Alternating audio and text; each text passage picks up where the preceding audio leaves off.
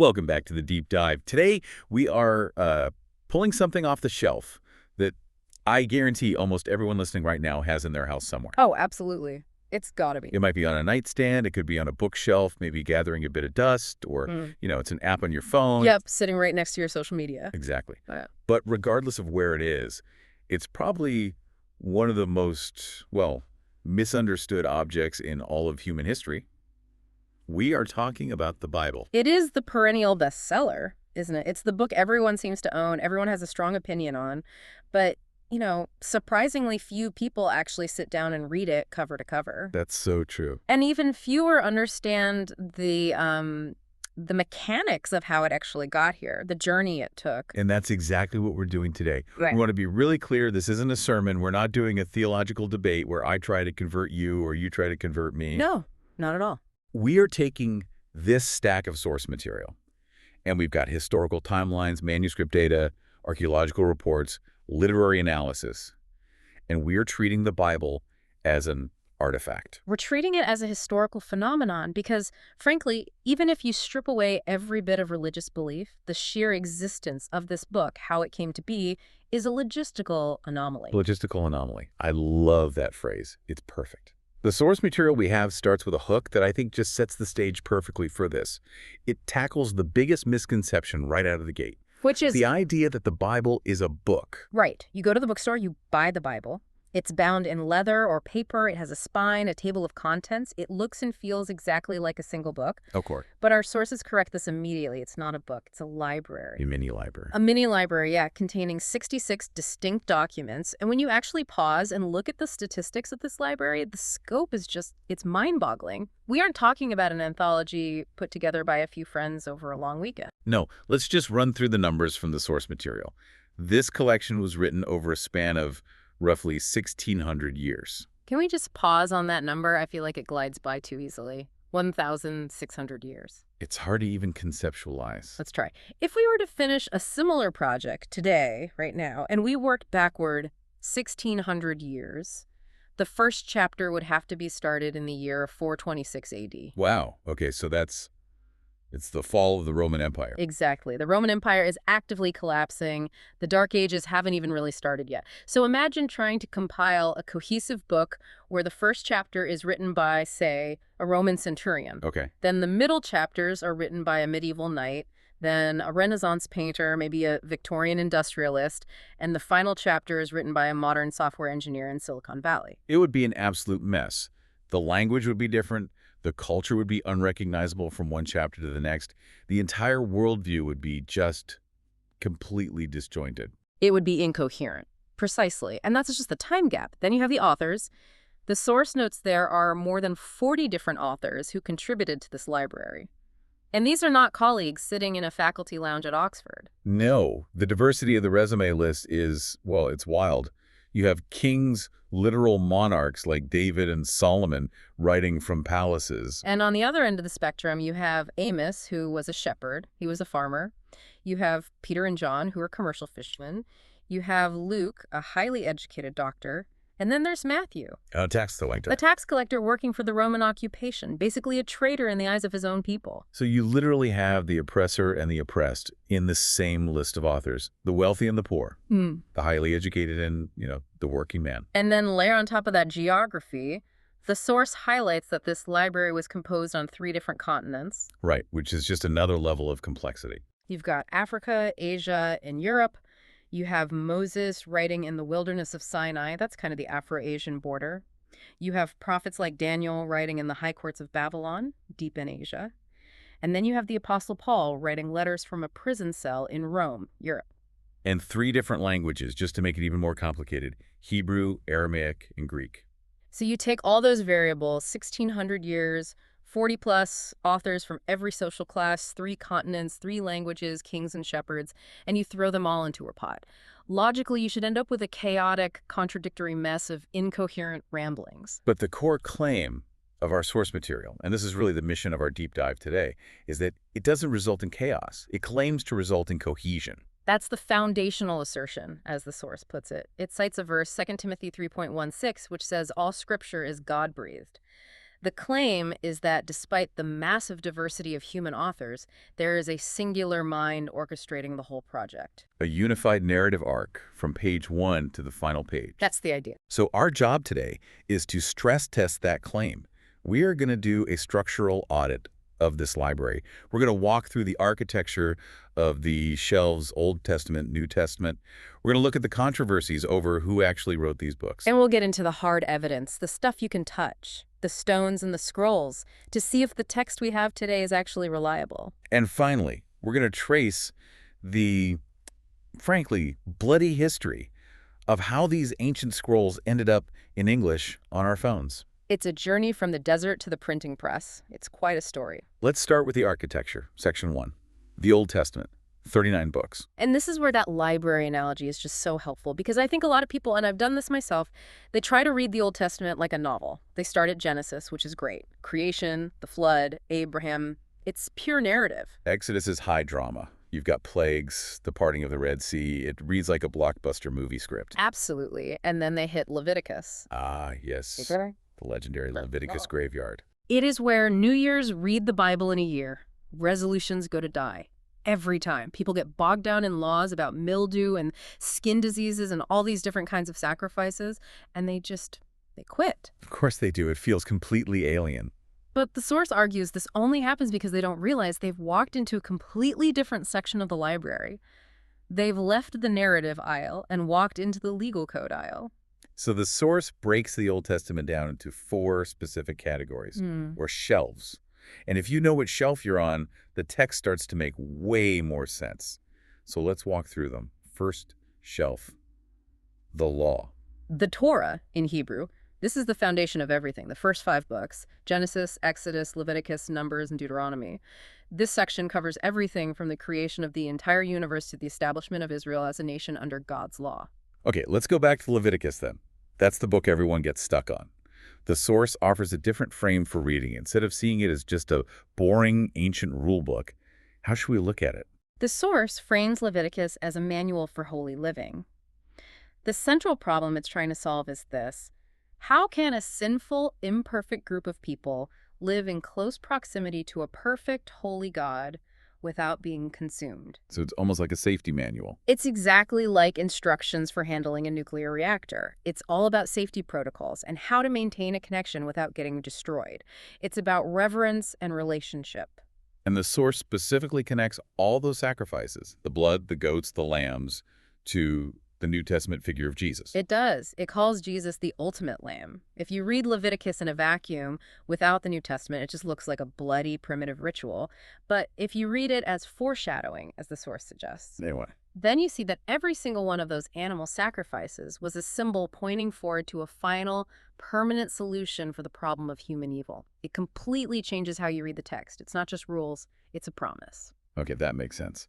But what about the book of Numbers? That literally sounds like a math textbook. And it does get its name from the census, the numbering of the people at the beginning of the book. But the source points out that the actual content is a travelogue. It's a journal.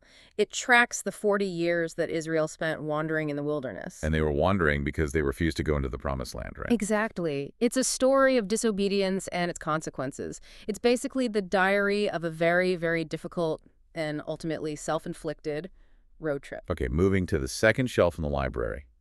History.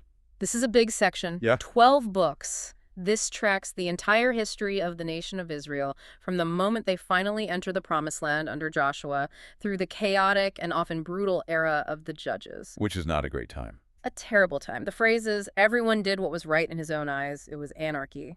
Then you move into the Kingdom Age with Saul, David, and Solomon, and finally into the nation's decline, civil war, and ultimately their exile to Babylon. There's a lot of war in there, a lot of politics.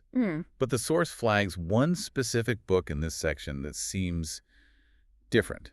The Book of Ruth. Ruth is such a fascinating inclusion. If you think the Old Testament is just some hyper-nationalist document for Israel, the Book of Ruth throws a huge wrench in the gears.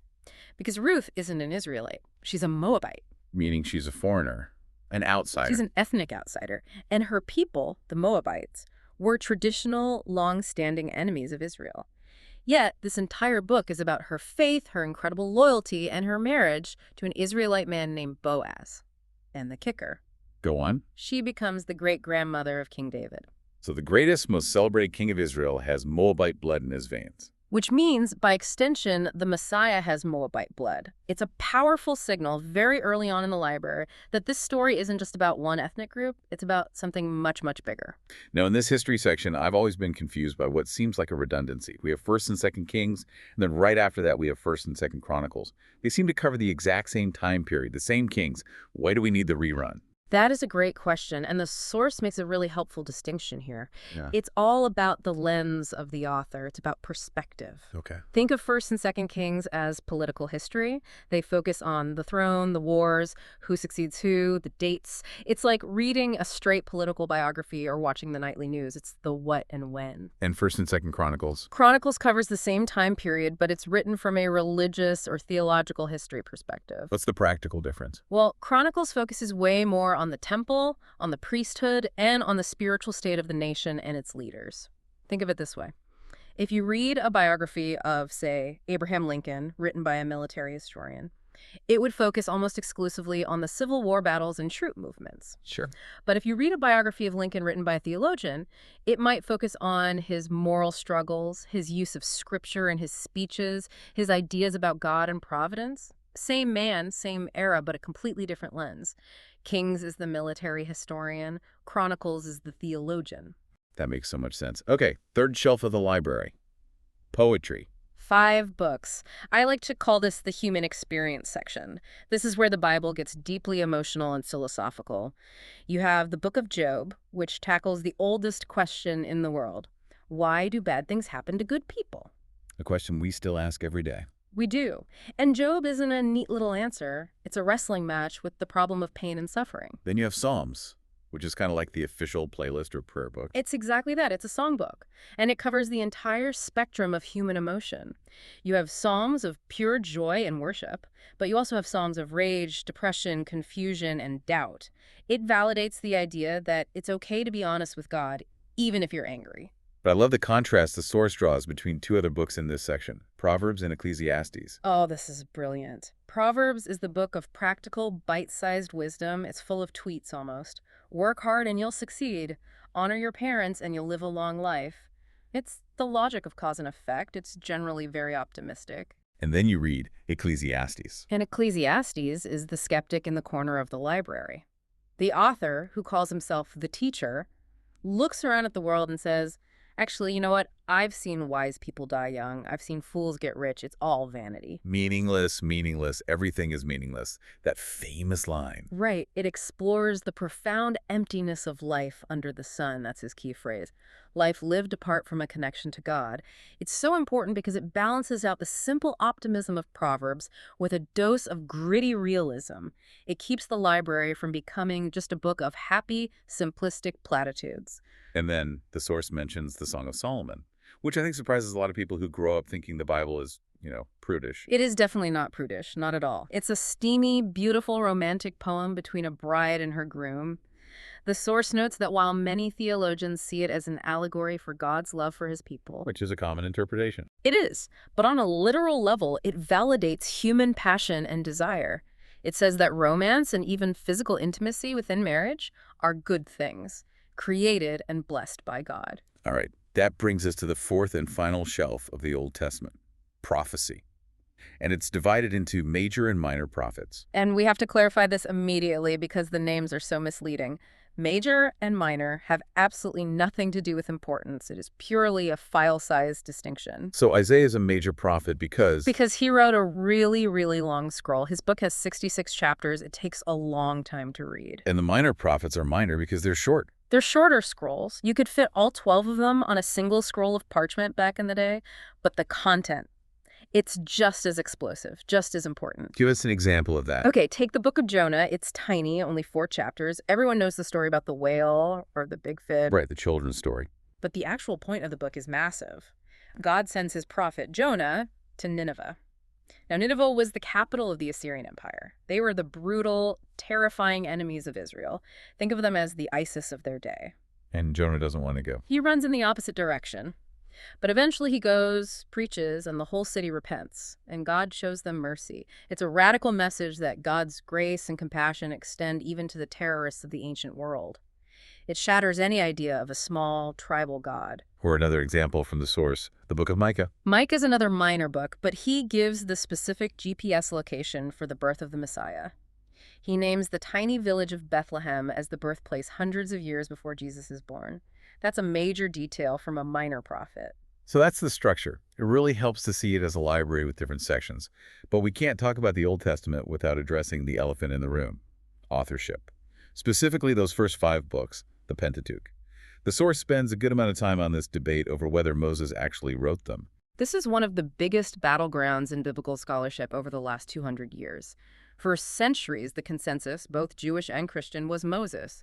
But in the 19th century, a new theory came along called the JEDP theory, or the documentary hypothesis, and it basically took over the academic world. Okay, so can you unpack that for us? What is JEDP? Sure. In essence, the theory argues that Moses did not write these books. Instead, they were compiled much, much later by a series of at least 4 different editors or schools of thought. J stands for the Yahwist source, E stands for the Elohist source, D is the Deuteronomist, and P is the priestly source. The idea is that some editor, maybe around the time of the exile, cut and pasted these 4 different strands together to create the books we have now. And what was their evidence? I mean, why did they think this was a better explanation? A lot of it hung on 2 main things: the different names used for God and different writing styles. They noticed that in some passages, the text calls God Elohim, but in other passages, he is called Yahweh. They concluded, these must be 2 different authors with 2 different theologies. It's almost like finding a letter, where in one part, someone is referred to as Dr. Jones, and in another part as Dad, and concluding it must have been written by 2 different people. That is the perfect analogy, and that's the foundation of the source's rebuttal, which it calls the contextual explanation.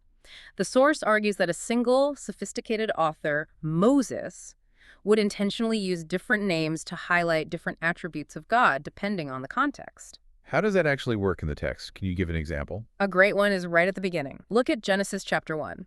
It's the story of the creation of the universe. The galaxies, the stars, the physics of light and water. It's cosmic and grand. In that chapter, Moses exclusively uses the name Elohim, which means the powerful, transcendent, mighty creator. Okay. But then you get to Genesis chapter 2, and the camera zooms in. It becomes much more intimate. He forms man out of the dust. He breathes life into his nostrils. He creates woman and performs the first marriage.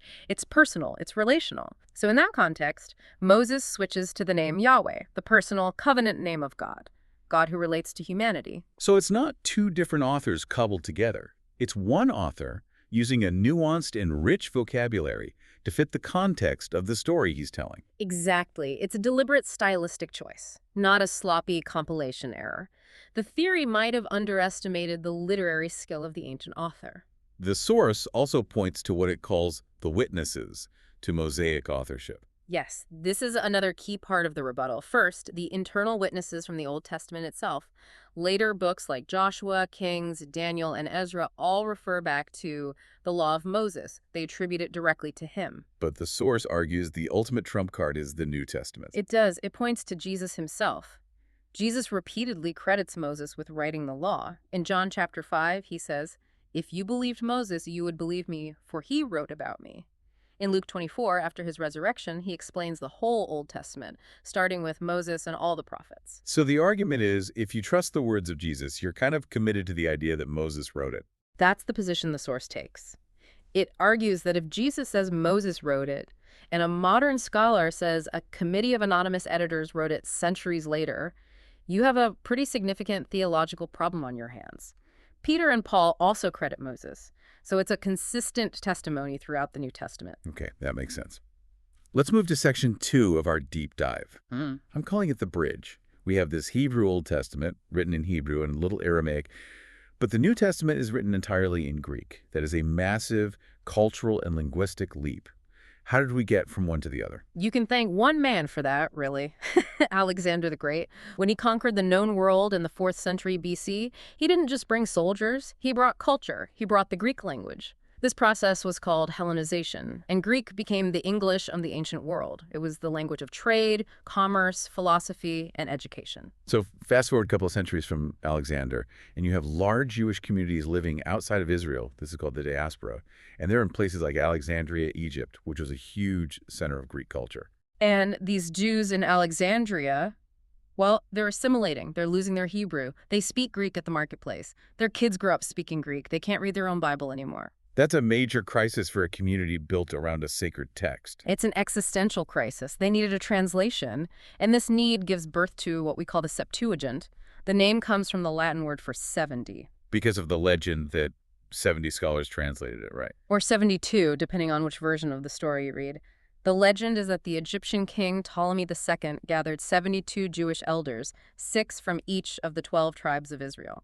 He put them in separate rooms, and they all produced identical Greek translations in 72 days. Which would be a miracle. It would. But legend aside, the historical reality is that around 250 BC, the Hebrew Bible was, for the first time, translated into Greek. This is a monumental event in world history. So why does a Greek translation from over 200 years before Christ matter so much to us today? It matters for a huge reason. This was the Bible of the Apostles. The source material notes that when Matthew or Paul or Peter quote the Old Testament in their New Testament writings, they are almost always quoting the Greek Septuagint, not the original Hebrew. So when Paul was writing his letter to the Romans, the verses popping into his head were the Greek versions. Exactly. It was the cultural and spiritual water they swam in. And because of that, it built a crucial linguistic bridge that prepared the world for the Christian message. What do you mean by a linguistic bridge? Well, take the most important word, Messiah. In Hebrew, it's Mashiach, which means anointed one. To a Greek speaker in Athens or Rome, that word means absolutely nothing. It's just gibberish. So how did the Septuagint translate it? They chose a Greek word with a similar meaning, Christos, which also means the anointed one. So for 200 years before Jesus was even born, the Greek-speaking world was reading about the coming Christos. The concept was already there. So when the apostles went out preaching Jesus Christ, they were inventing a new foreign term. They were plugging into a theological category that the Septuagint had already established in the global mindset. It paved the way. It absolutely did. Now, the Septuagint also came with some extra books. Mm. This is where we get the concept of the Apocrypha, right? This is where the edges of the library get a little fuzzy in history, depending on which community you were in. The Septuagint translation included books like Tobit, Judith, and 1st and 2nd Maccabees. These were Jewish, historical, and wisdom books written in that gap period between the last Old Testament prophet and the New Testament. And different religious traditions handle these books differently today. They do. The Protestant Bible, which has 66 books, typically excludes them, considering them historically interesting but not God-breathed scripture. The Roman Catholic canon, however, includes them. The Greek Orthodox tradition includes a few more. And the source even mentions the Ethiopian Orthodox canon, which is the broadest of all. It includes books like Enoch and Jubilees, which are quoted in the New Testament but didn't make it into other canons. It just goes to show that while the core of the library was solid and universally recognized, the exact definition of what was on the outer shelves had some fluid edges in different regions before it fully solidified. Absolutely. It was a process of recognition over time. Okay, let's cross that bridge now into Section 3, the New Testament. 27 books. And again, just like the Old Testament, we see a very clear architecture here. It almost mirrors the Old Testament structure in many ways. You start with the narrative foundation, the 4 Gospels. Matthew, Mark, Luke, and John. Now, I love how the source material breaks these down, because if you just read them back to back without any context, it can feel a little repetitive. Didn't I just read this story? But the source classifies them by their intended target audience. And this explains the why. Why are there 4? Because they have 4 different goals. Let's start with Matthew. He's writing for a Jewish audience. His primary goal is to prove that Jesus is the long-awaited Jewish Messiah. He is constantly quoting the Old Testament, saying things like, "This was to fulfill what was spoken by the prophet." He portrays Jesus as the king who fulfills the law. Okay, so Matthew is for the Jews. What about Mark? Mark is likely writing for the Romans. Now, what did Romans care about? Action, power, efficiency. Mark's gospel is the shortest. It's incredibly fast-paced. He uses the word immediately, constantly. It's like an action movie. He presents Jesus not as a king who gives speeches, but as the powerful servant who does things. And Luke, who was he writing for? Luke was a Greek doctor. He's writing for the broader Greek mind, or as the source says, for mankind. His account is orderly, detailed, and historical. He's an investigator. And he focuses on Jesus' humanity. He highlights Jesus' compassion for the marginalized, the poor, women, children, tax collectors, the non-Jewish Gentiles. He presents Jesus as the perfect Son of Man. King, servant, son of man. And then there's John. He's the different one. John is the outlier. The source calls the first three the Synoptic Gospels, which means seeing together, because they share a lot of the same stories from a similar perspective. But John is writing much later, maybe around 90 AD. He's writing to the church and to the world at large. His focus isn't just what Jesus did, but who Jesus is. His focus is theology. He wants you to know that Jesus is God. Without a doubt. He starts his book, "In the beginning was the Word, and the Word was with God, and the Word was God." There's no ambiguity. He focuses on the deity of Jesus, presenting him as the Son of God. Okay, so after the Gospel's the foundation, we have the history section again, just one book this time, the book of Acts. The only history book of the New Testament. It covers about 33 years from Jesus' ascension to Paul's imprisonment in Rome. It's the direct sequel to Luke's Gospel, written by the same author. It shows how the Holy Spirit took this small group of frightened, defeated disciples and turned them into a world-changing movement that turned the world upside down. It's the essential bridge between the story of Jesus and the letters of the church. It is a crucial bridge. Without the book of Acts, you'd flip from the end of the Gospels, where Jesus dies and rises in Jerusalem, straight to the book of Romans, where the Apostle Paul is explaining heavy-duty theology to a thriving church in the capital of the Roman Empire. You'd be totally lost. You'd be asking, wait, who is Paul? And how on earth did a church get all the way to Rome? Acts answers those questions. Then after Acts, we get to the bulk of the New Testament, the letters or the epistles. These are basically the how-to manuals for the early church. If the Gospels tell you what Jesus did, the epistles tell you what it means and how to live it out in community. You have the Pauline epistles, Romans, Corinthians, Galatians, and so on. These address deep doctrine and specific, messy church problems. And the source specifically highlights a tiny one, the book of Philemon. Why that one? I love that they included Philemon. It's a tiny letter, you could miss it. It's essentially a personal postcard from Paul to his friend, Philemon, regarding Philemon's runaway slave, Onesimus, who had become a Christian with Paul. So it's not about cosmic theology. No, it's about something very grounded. Personal forgiveness and reconciliation. It shows that the library cares just as much about one-on-one relationships as it does about salvation for the whole world. It's about how faith works out in real life. And after Paul's letters, you have the general epistles, Hebrews, James, Peter, John. These round out the teaching for the church. The book of Hebrews is a brilliant argument connecting Jesus back to the Old Testament priesthood, showing him as superior. And James is the practical kick in the pants of the New Testament. He famously says, faith without works is dead. And finally, the last shelf, just like in the Old Testament, is prophecy, the book of Revelation. The finalization. The book everyone tries to decode with newspaper headlines and complicated charts. But fundamentally, it's the end of the grand story. It describes the ultimate defeat of evil and the establishment of the New Jerusalem, a renewed creation. It bookends the entire library. Genesis starts with the creation of the heavens and earth in a garden. Revelation ends with a new heavens and new earth in a garden city. It's a perfect parallel. So, okay, we have these 27 books, but now we come to a huge question and a source of a lot of modern conspiracy theories. Who picked them? Yes. The Da Vinci Code scenario. Right. The popular idea that the Roman Emperor Constantine sat in a smoke-filled back room at the Council of Nicaea in the 4th century and arbitrarily decided which books were in and which were out, all to consolidate his own political power. The source is very, very firm on this. That is a myth. It is historically false. Constantine had nothing to do with selecting the books. So if it wasn't some emperor making a political decision, how did it happen? The source uses a wonderful Latin phrase, in artificial creatura Dei. That translates to an unartificial creation of God. Okay, what does that mean in plain English? It means the church didn't create the canon of Scripture. They recognized it. It wasn't a top-down decision imposed by a council. It was a bottom-up, organic process. Over the first few centuries, the community of believers across the Roman Empire naturally gravitated toward and recognized the books that carried the genuine authority of God. The councils that came later were simply ratifying what the church had already accepted for generations. But surely they had some kind of criteria. It wasn't just a popularity contest. Oh, we like this one more than that one. No, definitely not. The source lists 4 specific criteria that were used by the early church to filter out the noise from the true signal. First, apostolicity. Was this book written by an apostle, like Matthew or John, or someone in their direct close circle, like Mark, who was Peter's associate, or Luke, who traveled with Paul? So it had to have a connection to the original eyewitnesses. Exactly. Second, orthodoxy. Did the teaching in the book align with what the church already knew to be true from the teachings of Jesus and the apostles that had been passed down?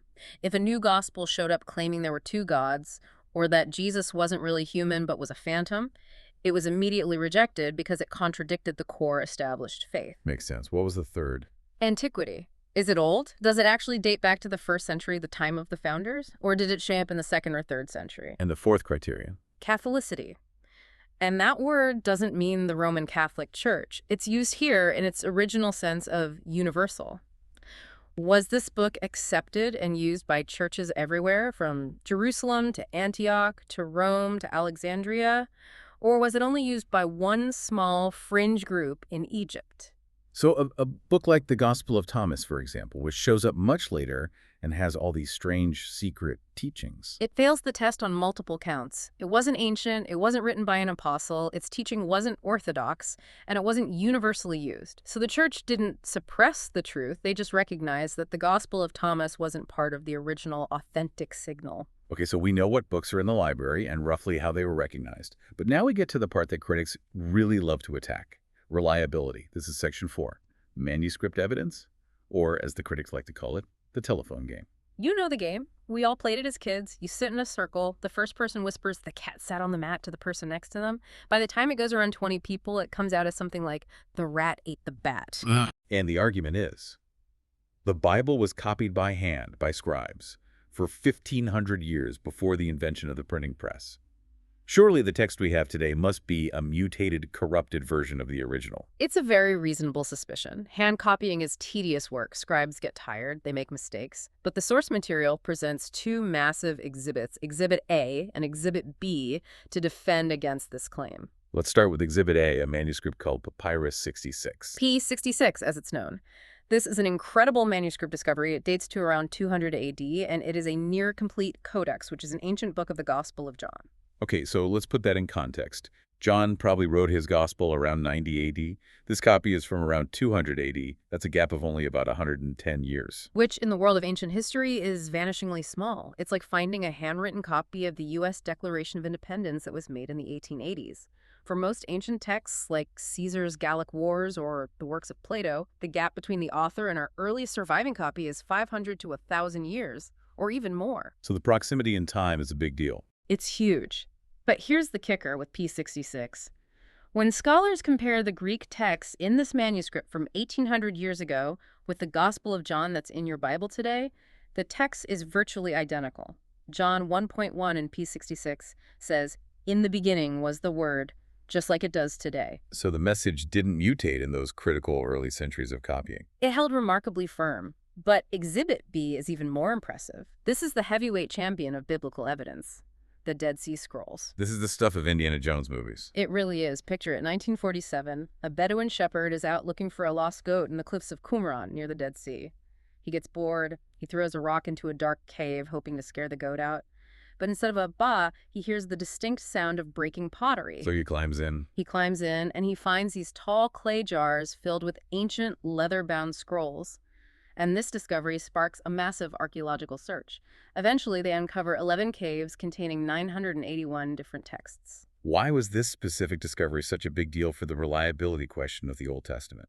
Because before 1947, the oldest complete Hebrew manuscripts we had for the Old Testament were from a collection called the Masoretic texts, and those dated to around 1000 AD. That's a long time after the prophets wrote. That's a massive 1,000-year gap. A huge gap. And critics for centuries used to hammer on this. They'd say, look at that 1,000-plus year gap. Who knows what changed? Surely the scribes added things. Surely they changed the prophecies about the Messiah to make it look like Jesus fulfilled them.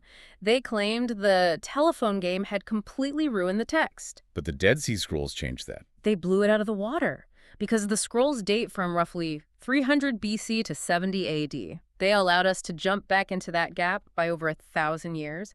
For the first time, we could check the scribes' work. And when they compared the scrolls with the later texts, The source highlights the most famous example, the Great Isaiah Scroll. It's a complete manuscript of the book of Isaiah from about 100 BC. They compared this ancient scroll with the Masoretic text of Isaiah from 1000 AD, a version that was copied and recopied for over 1,000 years. And they found that they were, word for word, essentially the same. Wait, so after 1,000 years of copying by hand, nothing significant changed? The text was over 95% identical, and the 5% of variations were mostly minor spelling differences, like the difference between color, and obvious slips of the pen that didn't change the meaning of the text at all. It was stunning proof that the Jewish scribes were fanatically accurate and careful. They had systems of counting every letter. If a single mistake was found, they would destroy the entire scroll and start over. The discovery effectively killed the telephone game argument for the Old Testament. That is incredible. The source also makes a small but interesting technical note here about the physical format, the difference between scrolls and the codex. Yeah. We always picture these ancient texts on scrolls, and scrolls are romantic, but they are absolutely awful to use. Imagine having to unroll 30 feet of heavy parchment just to find one verse in the middle of Isaiah. It's impossible to search or cross-reference. But the Christians adopted a new technology. The source notes that Christians were very early adopters of the codex, which is just the fancy academic word for a book with pages that you can turn, like we have today. Why did they switch so early? The theory is practicality. They weren't just priests in a temple, they were debaters and evangelists out in the world. They wanted to be able to look up references quickly to prove their points from the Old Testament. They wanted to carry all 4 Gospels with them in a compact, portable form. It shows that from the very beginning, they weren't just preserving a sacred relic to be worshipped from afar. They were using a tool to be shared. They wanted the text to be accessible. Which brings us perfectly to Section 5. Hard evidence. We've looked at the paper, or the papyrus and parchment. Now let's look at the stones. Archaeology. It can be a brutal friend to history. It doesn't care about your theories or your theology. It only cares about what is physically in the ground. And for a very long time, the Bible was under attack from historians regarding a specific detail about Pontius Pilate. Right. The Bible, specifically Luke's Gospel, refers to Pilate by the title governor, but the famous Roman historians like Tacitus referred to him as a procurator. And the critics jumped all over this discrepancy. They did. For over a century, they said, see? Luke's Gospel must have been written much later by someone who didn't know the correct titles of the era. He's sloppy. He's making it up. The Bible is historically unreliable. Until 1961. Until 1961. A team of archaeologists was excavating the ancient Roman coastal city of Caesarea Maritima in Israel. They were clearing out an old theater, and they found a stone slab that had been reused as a step. They flipped it over, and on the back, there was a worn but readable inscription. And what did it say? It was a dedication for a building to the Emperor Tiberius Caesar from Pontius Pilate, prefect of Judea, which is the official military title equivalent to governor. It turns out that procurator was a more general administrative title that was used later in the empire. So Tacitus, writing decades later, was using the title that was common in his time period.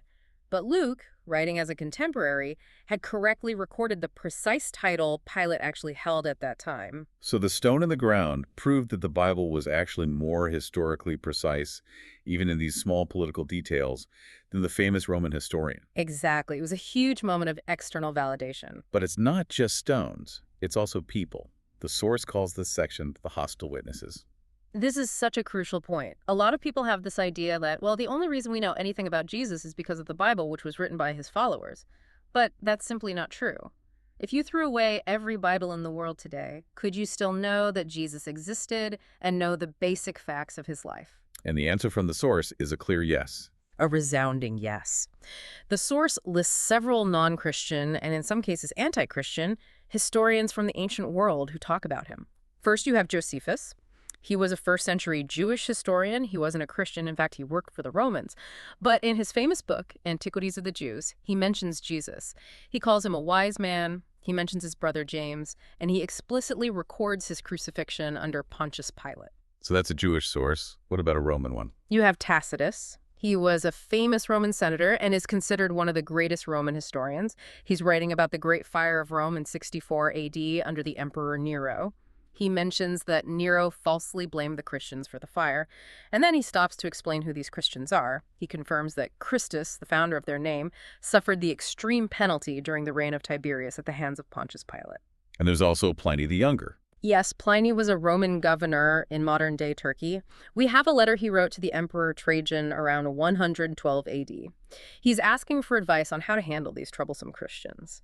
And in the letter, he describes their activities. He says they meet together before dawn on a fixed day and sing responsively a hymn to Christ as to a god. So what is the big takeaway from all these hostile witnesses? The takeaway is that even the enemies and the indifferent observers of the time confirmed the foundational facts of the New Testament. They confirmed that Jesus lived in Judea, he was executed by Pontius Pilate during the reign of Tiberius, and from the very beginning his followers worshipped him as divine. This isn't a myth or a fairy tale that developed over centuries. It's history, recorded by friends and foes alike. All right, we are in the home stretch. This is section 6, the journey to English. Yeah. We have these ancient Greek and Hebrew texts. We have the reliable scrolls. But I don't speak ancient Hebrew, and my ancient Greek is a bit rusty. How did this library end up on my nightstand in a language I can actually read? It was a long and frankly a very dangerous journey that cost many people their lives. It really starts in the big picture with the Vulgate. In 405 AD, a scholar named Jerome translated the entire Bible into Latin. Now today, we think of Latin as a dead or holy language. But back then, Latin was the vulgar tongue, the common language of the people in the Western Roman Empire, hence the name Vulgate. But as the centuries passed, Latin died out as a common street language. The church, however, kept the Bible exclusively in Latin. Right, and so it became a locked book. The priests could read it most of the time, but the ordinary person, the plowboy, the merchant, the baker, could not.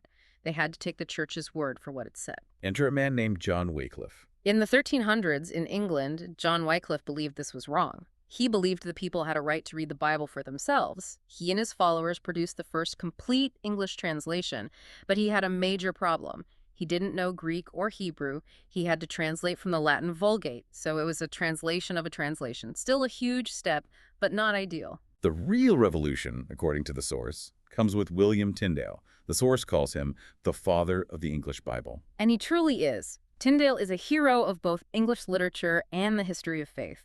He was a brilliant Oxford scholar in the early 1500s who was fluent in multiple languages. He realized that the only way to reform the corrupt church of his day was to give the common people the actual text of Scripture. And he had that famous quote, didn't he? He did. He was arguing with a priest who said, "We were better without God's law than the Pope's." And Tyndale famously replied, "I defy the Pope and all his laws. If God spare my life, ere many years I will cause a boy that driveth the plough shall know more of the Scripture than thou dost." But doing that was completely illegal. It was a capital offense. The authorities, both church and state, did not want the people to have the book, so Tyndale had to flee England. He lived the rest of his life as a fugitive on the European continent, constantly moving, constantly hiding. And in hiding, he did the revolutionary thing. He translated the New Testament directly from the original Greek into beautiful, powerful English. How did he get his Bibles back into England if it was illegal? He smuggled them, he printed them in secret in Germany, and then hid the small Bibles in bales of cotton and sacks of flour that were shipped to England.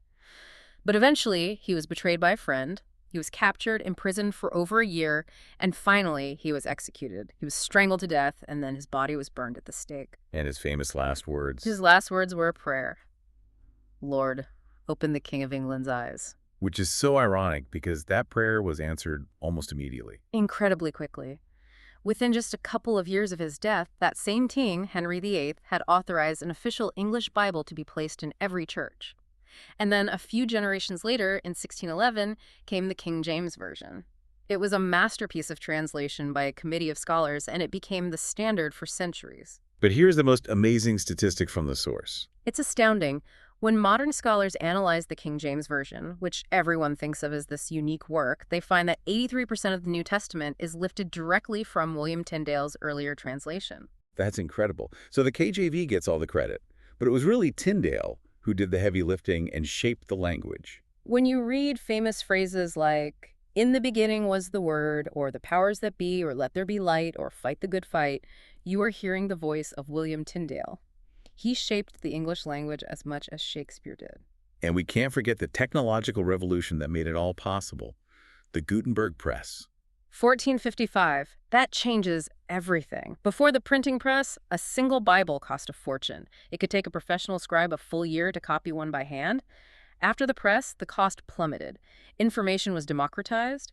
It took the Bible out of the hands of the elite and, for the first time, made it accessible to the masses.